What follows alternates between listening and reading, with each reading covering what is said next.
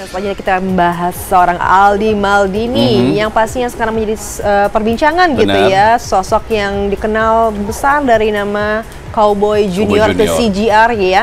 Nah pastinya ini juga ada kabar yang kurang sedap ya, di mana Aldi ini ternyata melakukan penipuan, mengatasnamakan fans meeting atau meet and greet dengan insertan yang cukup luar biasa ya, dan pastinya juga ternyata banyak mengecewakan pihak dari tahun 2021. Nah ternyata juga korbannya tidak cuma satu, dan bahkan juga konon katanya gitu korbannya juga sudah membuat grup WhatsApp sendiri gitu ya, biar mungkin bisa sharing apa yang dialami oleh sesama korbannya. Dan juga kalau kita lihat juga seorang Dr. Richard Lee juga sempat menjadi korban juga, yaitu ini penipuan 10 juta ya, yang tidak hadir atau uang prestasi dalam sebuah acara launching. Nah sekali lagi ini mungkin menjadi pertanyaan bagi banyak orang, karena seorang Aldi Maldini kita lihat bahwa dari urusan percintaannya ya, dulu bersama dengan Erika, kemudian juga dari soal karirnya juga luar biasa sekali gitu, sering manggung juga di mana-mana gitu. Tapi kenapa ini bisa terjadi? Dan kita juga mau lihat nih adalah video klarifikasi yang diberikan oleh seorang Aldi yang menunjukkan apa alasan ia melakukan hal ini. Yang mungkin salah satunya adalah karena ini ya, untuk financial yang kurang bagus. Oke, ini adalah klarifikasi dari Aldi sendiri ya, di mana memang ada sebuah video yang ditayangkan berdurasi 1 menit lebih gitu ya, dengan klarifikasi bahwa memang jelas ia sedang diterpa isu finansial, dan bahkan juga dari berbagai pihak mengatakan bahwa sebenarnya Aldi ini dari kecil ini juga sebenarnya merupakan sosok pekerja keras sebenarnya ya, menjadi seorang ojek payung dan lain sebagainya. Tetapi kenapa ini terjadi, yang pastinya sangat disayangkan sekali, karena sekali lagi yang namanya nama baik, kredibilitas itu sangat sulit sekali dijaga gitu ya, apalagi kalau misalnya sudah tercoreng. Nah itu ibarat mungkin kertas yang sudah lecek gitu ya, tidak akan kembali normal seperti biasa. Dan juga ada statement dari seorang Kiki juga, salah satu teman dari Aldi Maldini, yang berkata kalau misalnya butuh sesuatu harusnya minta ke gua aja, atau mungkin pinjam ke gua gitu, pasti gua akan kasih. Karena saya percaya kalau itu kan adalah hal yang sensitif ya, untuk meminjam uang adalah hal yang sensitif, mungkin dilakukan kepada circle terdekat saja biar tidak ke blow up ke media. Nah kalau sudah seperti ini kan sudah mungkin nasi sudah menjadi bubur gitu Bu ya. Betul, sudah runyam ya. Dan dengan kejadian ini juga akhirnya muncul lagi berbagai diskusi gitu ya, dan membanding-bandingkan juga antar member CJR, si A yang karirnya mungkin lebih melejit, si B yang kemudian mungkin agak melenceng, sehingga akhirnya mulailah banyak sekali orang-orang yang membandingkan masing-masing member ini. Tapi sekali lagi yang namanya rezeki dan jalan karir seseorang itu pasti berbeda-beda. Tapi memang kalau misalnya kita membicarakan nasib atau perbuatan seseorang itu mestinya memang ada kesadaran gitu ya, jangan sampai bersinggungan dengan hal-hal apalagi hukum gitu, jangan sampai ya, karena kita juga masih belum tahu ya apakah ada kelanjutan dari pihak-pihak yang sempat dikecewakan oleh Aldi ini. Takutnya kan ini juga udah ada grup-grup chat gitu ya, di mana memang orang-orang yang sudah dikecewakan ini bersatu untuk menyuarakan ketidakadilan yang mereka terima. Itu mungkin bisa menempuh jalur hukum gitu pastinya ya, jangan sampai terjadi juga. Dan kalau itu terjadi, itu pasti akan semakin runyam. Dan kalau kita lihat juga ada beberapa statement dari seorang Iqbal juga, yang dulu tuh dia sempat tidak percaya dengan namanya meet and greet gitu ya, berbasis bayar ya gitu. Karena dia percaya kalau itu akan menguntungkan yang punya uang, yang ngasih karena akan didahulukan, kemudian juga yang memberikan atau mengisi artisnya itu akan diuntungkan gitu. Nah jadi sekali lagi mungkin kalau kita mementingkan fans ya, adakan meet and greet atau mungkin dengan nominal yang sangat kecil atau mungkin free saja seperti itu kan tulus dari hati kita kepada fans kita. Apalagi kalau sampai menipu fans sendiri, ini kalau ditinggal fans apa jadinya Bu? Iya kan? Itu dia, karena jangan sampai ya kita menyepelekan orang-orang yang mensupport kita dari nol, apalagi namanya fanbase juga. Dan seperti apa bilang tadi juga ya, insertan untuk meet and greet-nya itu juga jumlahnya lumayan fantastis ya, dan bahkan yang mendaftar itu juga banyak sekali, jadi bisa dikalkulasikan berapa keuntungan gitu ya, keuntungan yang diperoleh pihak yang tidak bertanggung jawab ini atas fans meeting bodong ini. Dan sekali lagi juga sebenarnya berkaca ke fans meeting yang lain yang mestinya mungkin merupakan ajang atau momen yang ditunggu-tunggu oleh fans, jangan sampai ini malah menjadi hal yang apa ya, mentraumatize mereka juga di kemudian hari. Setuju. Dan kalau kita lihat juga dari chattingan gitu, atau mungkin bukti dari screen capture dari beberapa fans ini langsung membayar 500.000, langsung transfer, kemudian disuruh mengisi sebuah form, kemudian tidak di follow up lagi. Ini kan bayangkan mungkin perasaan dari fans yang sudah menabung, yang ngasih berhari-hari atau berbulan-bulan hanya demi ini, kemudian dikecewakan oleh sang idola sendiri. Itu nggak kebayang seperti apa ya Bu ya? Pasti sangat kecewa ya. Dan kita juga akan lihat ya bagaimana klarifikasi dari seorang Aldi Maldini ini jatuh Kanda. Aldi Maldini yang santer dikabarkan melakukan dugaan penipuan kepada para penggemarnya dengan modus dinner bareng akhirnya muncul dan angkat bicara. Lewat sebuah video berdurasi 1 menit 41 detik, Aldi menguntai permohonan maaf. Dibalut ekspresi wajah penuh kesedihan, Aldi akui bersalah karena telah nodai kepercayaan fans, juga telah kecewakan orang-orang terdekat. Tapi apakah permohonan maaf Aldi benar-benar tulus datang dari lubuk hati? Ataukah Aldi hanya ingin bersihkan nama baik yang telah tercoreng? Lantas bagaimana ekspresi permintaan maaf Aldi Maldini dilihat dari kacamata mikro ekspresi? Halo semuanya, saya Aldi Maldini. Di video ini saya mau meminta maaf kepada semua pihak yang telah saya kecewakan atas kegaduhan yang terjadi beberapa hari. Saya sadar betul apa yang saya lakukan sangat tidak bisa dibenarkan dan meninggalkan kesan yang sangat tidak baik. Mismanage finansial saya sejak lama yang berujung gali lubang tutup lubang yang semakin besar. Dan juga lifestyle yang saya paksakan untuk pelarian malah membuat finansial saya juga semakin parah. Untuk itu, izinkan saya bertanggung jawab menyelesaikan semua urusan. Ada 3 poin penting yang perlu disampaikan dalam berminta maaf itu. 1, siapa yang minta maaf. 2, kepada siapa dia minta maaf. 3, apa yang membuat dia perlu minta maaf. Poin pertama dan kedua, secara garis besar sudah dia sebutkan bahwa saya minta maaf pada pihak-pihak yang dirugikan, pada teman-teman saya dan sebagainya. Yang memang tentu saja untuk kepentingan privasi dan lain hal, itu nggak disebutin satu-satu nama-namanya, gitu ya. Tapi yang ketiga, dia cuma menyatakan bahwa untuk dia sudah menciptakan kegaduhan untuk sesuatu yang salah yang dia lakukan. Itu tidak dia sebutkan. Artinya apa? Kalau misalnya syaratnya 3 untuk bisa dikatakan benar-benar minta maaf, dia hanya menyebutkan dua syarat itu masuk.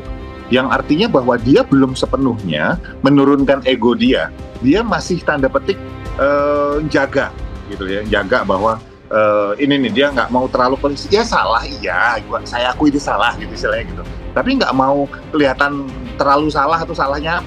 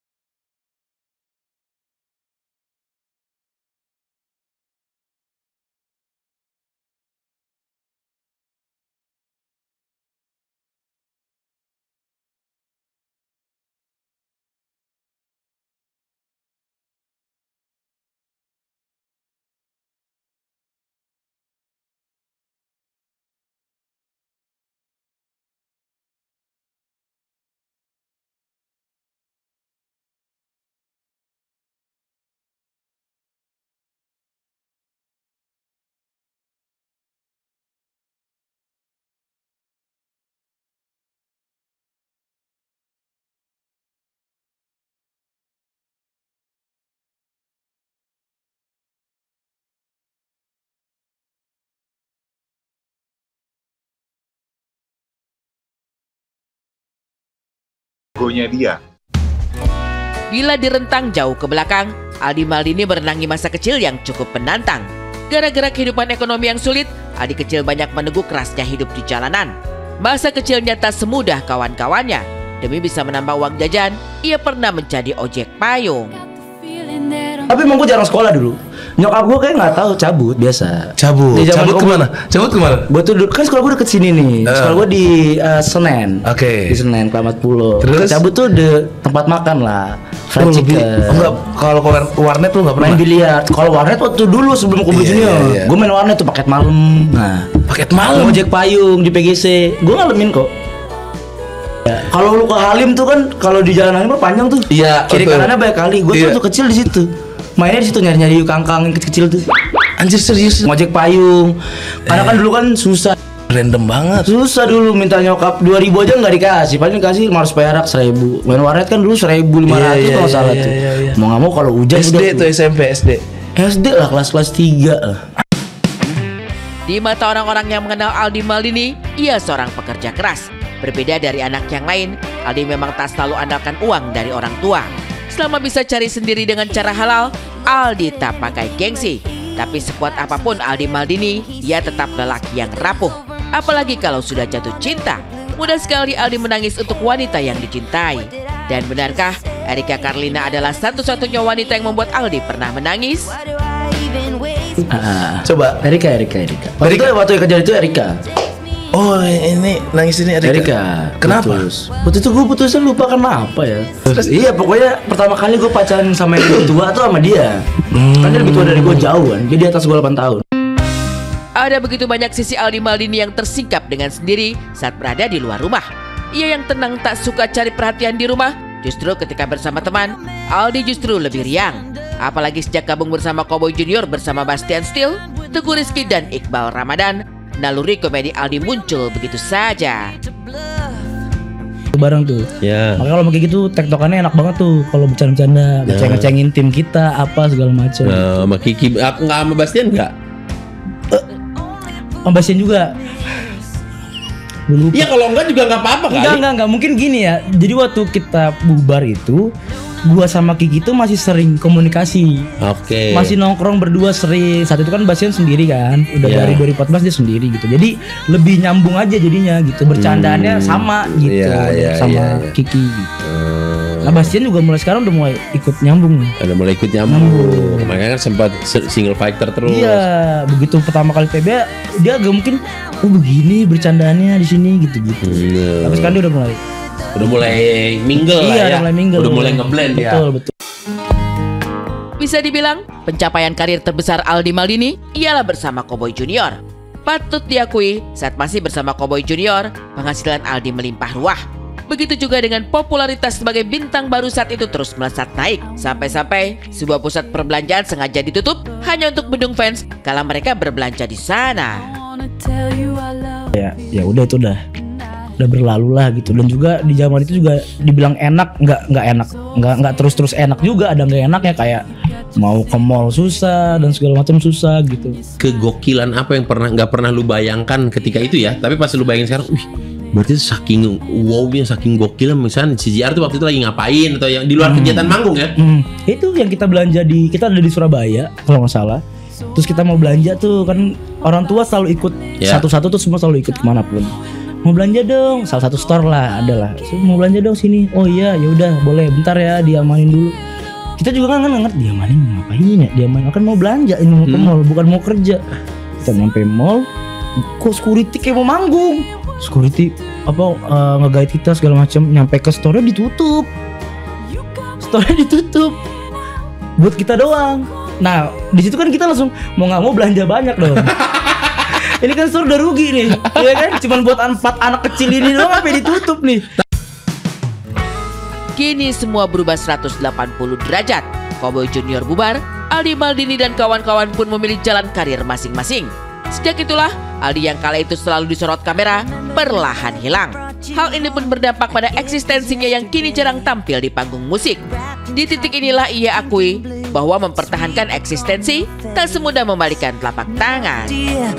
Paling susah kan mempertahankan kan sebenarnya kan kayak karena ekspektasi gua sebelumnya kan Cowboy Junior karena ya berapa tahun Cowboy Junior tiba-tiba harus ya ada masanya kan pasti kan turun naik gitu. Dan sekarang kayak ya udah deh lupain itu dulu gitu, kita bikin yang baru, kita bangun yang baru, nggak apa-apa dari awal ya maaf. Karena kalau misalnya mindset gue masih Cowboy Junior terus bakal mundur terus.